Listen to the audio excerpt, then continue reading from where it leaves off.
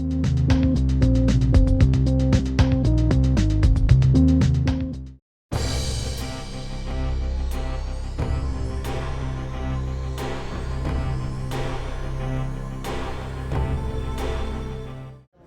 everybody, I'm David Lisot. We're here in Houston, Texas at the Money Show of the Southwest. It's November 29th, 2012, and once again we're doing our cool coin segment. Walking around the room, talking to the dealers to find out what cool items have they brought with them. And I'll tell you, it's not always coins that are cool.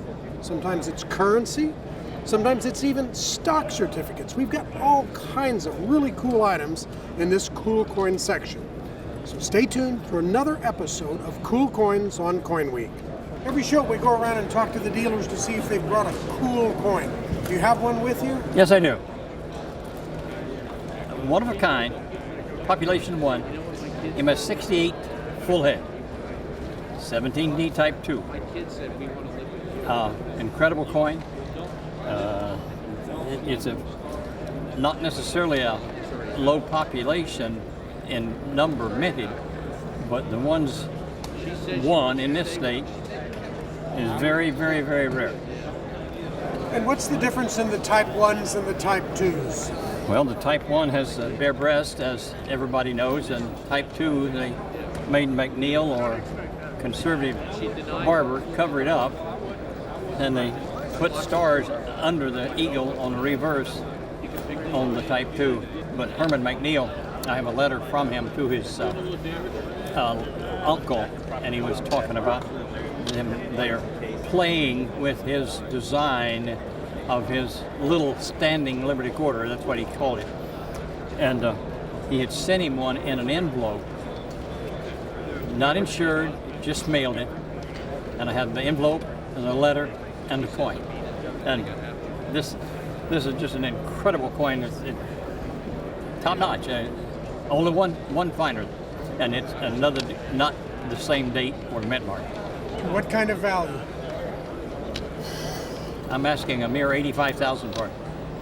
Well, this is neat. I've had several dealers look at it in the case, and then they go, "Oh, it's a $50, 1928 $50 note, but it's not your $75 one because it has a star, and it's a replacement note." And so it goes from $75 to $500 just for the mere fact that it's got a star on it. What is a replacement note? Well, when they destroy notes or pull them offline, they have to equal the money to have it come out. And so the way to do that is to make star notes, and that equals out the money at the end of the run. What are the chances people may have something like that sitting in an old shoebox at home or in a safe deposit box? Well, this particular note was overlooked also.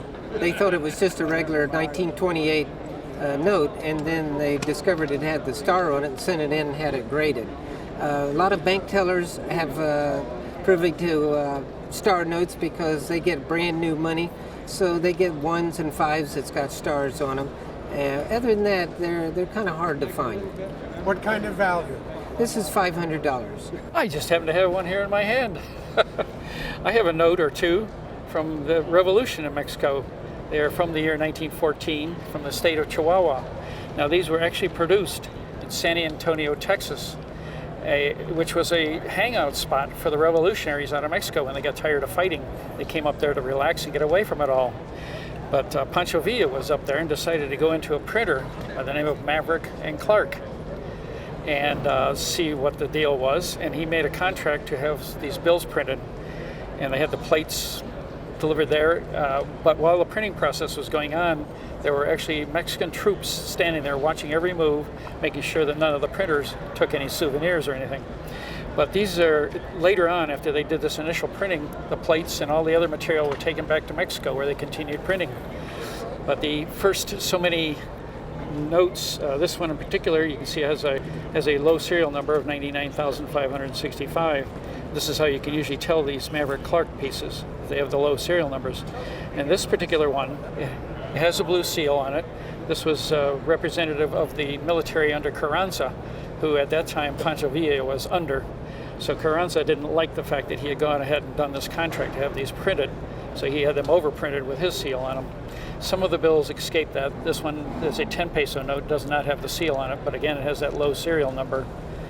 And like I said, after this, they took the plates and everything down to Mexico and printed millions and millions of the same note without the seal, with higher serial numbers. And later on, there was a second series for 1915. So it's actually a fairly common note, except the first printing's done in the United States. What kind of value? These are in the $75 to $125 range. One of the great things we have is a fantastic original Wells Fargo and Company stock certificate. Now, everybody knows Wells Fargo. They all dealt with it. Half of you folks have accounts with Wells Fargo, but what you don't have is the original stock certificate from the Wells Fargo Bank. The one we have here was issued in 1870. It's signed by Fargo himself. It's right after the takeover, if you will, where the Western interests more or less took over Wells Fargo. And there's only 2 of these certificates that have ever gotten out of the bank. And one wonderful thing about the Wells Fargo as a company, it has retained its archives in their entirety. And they are used on a scholarly basis, on a regular basis.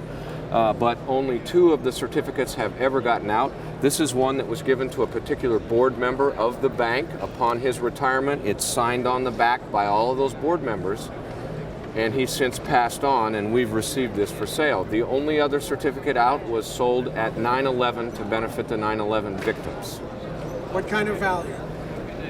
Good question. The other one at one time sold for $25,000. What's it worth today? We've estimated it at $10,000 to $20,000. Who knows?